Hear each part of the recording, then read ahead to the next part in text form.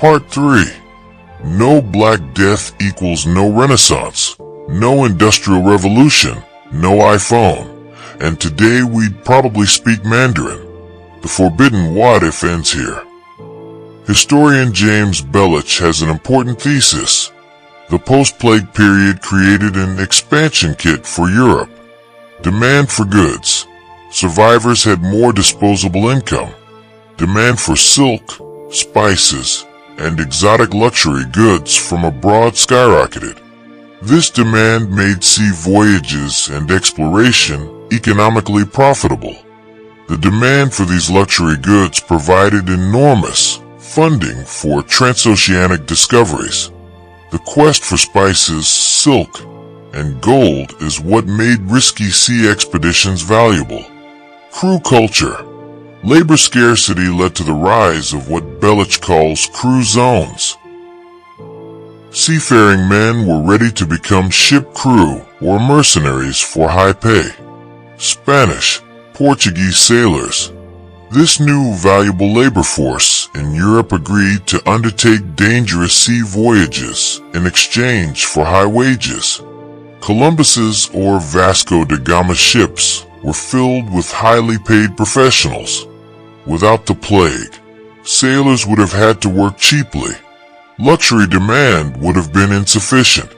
The economic motivation and military power for Columbus to sail to the New World wouldn't have existed. Europe would have remained a collapsed, inward-looking continent. Thus, the age of colonialism would never have begun. The New World would have continued to develop its own civilizations, perhaps more peacefully and independently of European influence. So who would have ruled then? In the 1300s, the powerful empires of the Middle East and Asia were far more advanced than Europe. Think of China's Ming Dynasty. They had massive ships, excellent bureaucracy. Admiral Zhang, his fleets were larger than all of Europe's navies combined in the Indian Ocean and beyond. If Europe had remained inward-looking and poor, China would have maintained this global dominance. While Europeans were locked in their feudal cages, China could have established a permanent dominance as a global superpower. The American continents would have continued to build their own native empires without the colonial pressure of Europeans. The Aztecs, Incas, and other indigenous civilizations, evolving within their own geographical and cultural contexts, might have become today's superpowers. The entire world map would be unrecognizable. Perhaps today we would be learning Mandarin, discussing Beijing's global influence. Because the chain of geographical discoveries, the Renaissance, and the Industrial Revolution was broken, Western superiority would never have been established. World history would have revolved around a completely different axis. A glimpse into a world without the plague. Now, let's make one final leap. What would our modern world look like without the Black Death? It would be almost unrecognizable. Here's a quick summary of what might not exist. Everything we hold in our hands today is an indirect result of the hard-won freedoms of poor serfs who once had nothing but the land.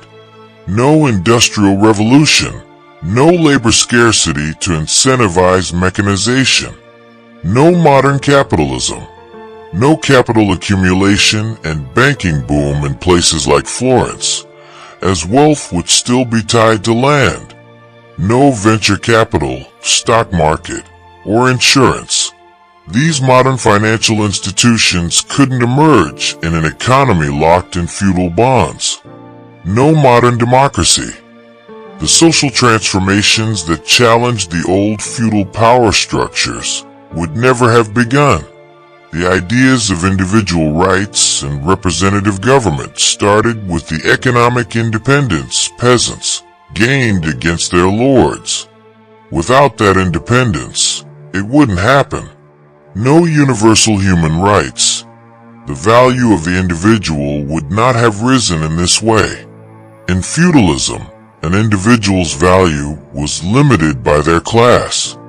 The plague tragically proved the value of every human. Everyone's death made the lives of the survivors valuable. We are not just 200 years behind. The very sequence of events that led to our world was broken. Humanity might have been stuck in an economic and social dead end. The Black Death, despite being a horrifying destruction, was the catastrophe that accidentally built the modern world. This is history's most painful irony. The price of progress was the lives of millions of people. Understanding this allows us to see how fragile the foundation of modern life is. And so we return to our forbidden question. What if the Black Death never happened? It's natural to imagine a history with less suffering, a gentler path. But the evidence points to a harsher truth. Without the devastation of the Black Death, our world would likely be poorer, less innovative, and far less free. The comfort and individual freedom we enjoy today germinated in the shadow of that great suffering. Sometimes history's greatest advances come through its greatest tragedies. Sometimes destruction opens the door to renewal. If this video opened a new door for you, made you see history a little differently, do me a great favor. Click the subscribe button below and don't forget to hit the notification bell so you don't miss our next journey into the unknown. Tell me your thoughts in the comments. What do you think would be the biggest change if the plague never happened? Would feudalism have lasted until the 18th century? Let's discuss in the comments.